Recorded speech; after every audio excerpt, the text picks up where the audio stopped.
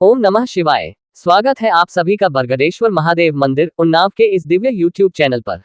आज हम सुनने जा रहे हैं ब्रह्मपुराण का अद्भुत प्रसंग, क्षर अक्षर तत्व के विषय में राजा कराल जनक और वशिष्ठ का संवाद।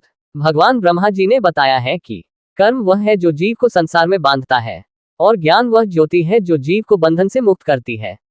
परमात्मा सर्वत्र व्याप्त है, न उनमें कोई परिवर्तन है न कोई भेद। जो साधक अपने कर्म को निष्काम भाव से करता है और ज्ञान के प्रकाश में लीन रहता है, वही सच्चे अर्थों में अध्यात्म मार्ग का साधक कहलाता है।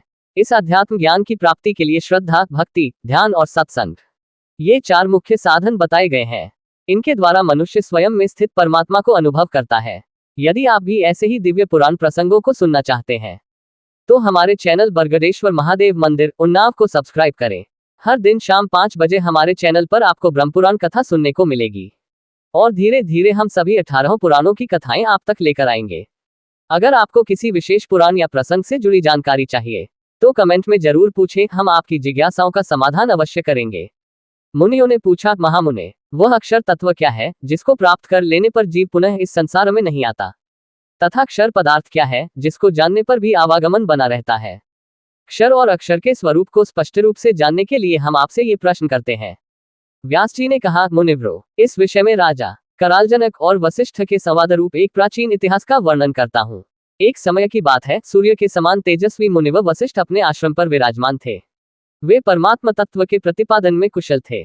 उन्हें अध्यात्म तत्व का निश्चयात्मक ज्ञान था। उस समय राजा कराल जनक ने उस आश्रम पर पहुंचकर वशिष्ठ जी को हाथ जोड़कर प्रणाम किया और विनययुक्त मधुरवाणी में कहा, भगवान, जहां से ज्ञानी पुरुषों को पुनः इस संसार में नहीं आना पड़ता, उस सनातन ब्रह्म के स्वरूप का मैं वर्णन सुनना चाहता हूँ।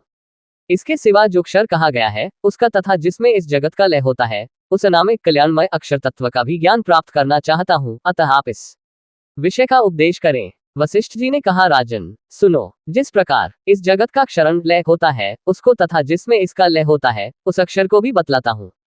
देवताओं के 12,000 वर्षों का एक चतुर्युग होता है। 1000 चतुर्युग को ब्रह्मा का एक दिन कहते हैं।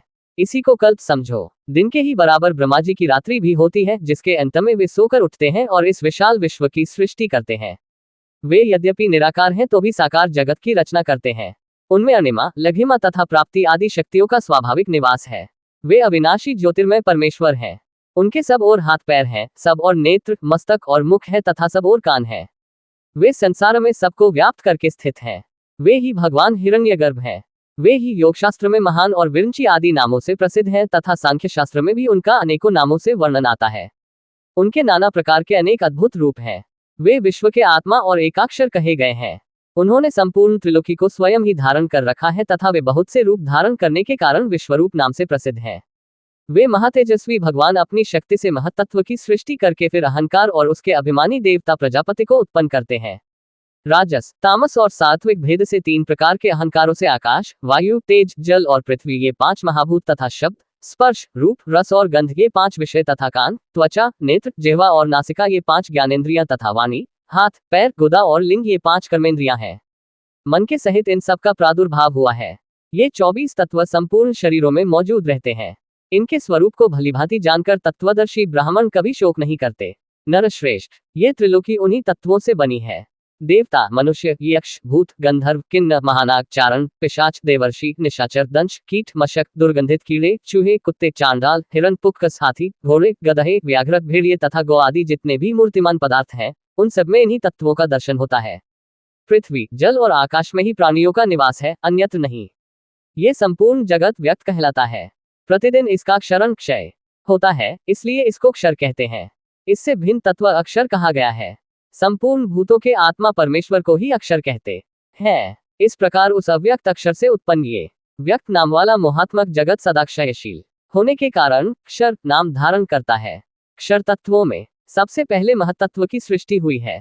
यही क्षर का निरूपण है। महाराज, तुम्हारे प्रश्न के अनुसार मैंने क्षर अक्षर का वर्णन किया। अक्षर तत्व 25वां तत्व है। वह नित्य एवं निराकार है। उसको प्राप्त कर लेने पर इस संसार में लौटना नहीं होता। जो अव्यक्त तत्व इस व्यक्त जगत की सृष्टि करता है, वह प्रत्येक शरीर में साक्षी रूप से निवास करता है।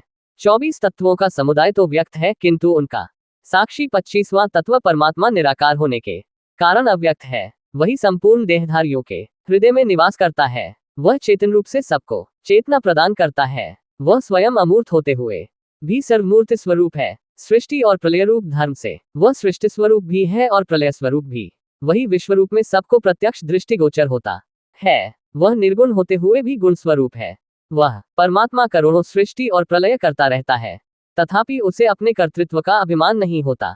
अज्ञानी पुरुष तमोगुण, सत्वगुण और रजोगुण से युक्त होकर तदनुकूल योनियों में जन्म लेता है। वह ज्ञान न होने, अज्ञानी पुरुषों का सेवन करने तथा उनके संपर्क में रहने से ऐसा अभिमान करने लगता है कि मैं बालक हूँ, ये हूँ, वह हूँ और वह नहीं हूँ इत्यादि। इस अभिमान के कारण वह प्राकृत गुणों का ही अनुसरण करता है। तमोगुण के सेवन से वह नाना प्रकार के तामसिक भावों को प्राप्त होता है। रजोगुण के सेवन से राजसिक और सत्वगुण के आश्रय से वह सात्विक रूप ग्रहण करता है। काले, लाल और श्वेत ये जो 3 प्रकार के रूप हैं, उन सबको प्राकृत ही जानो।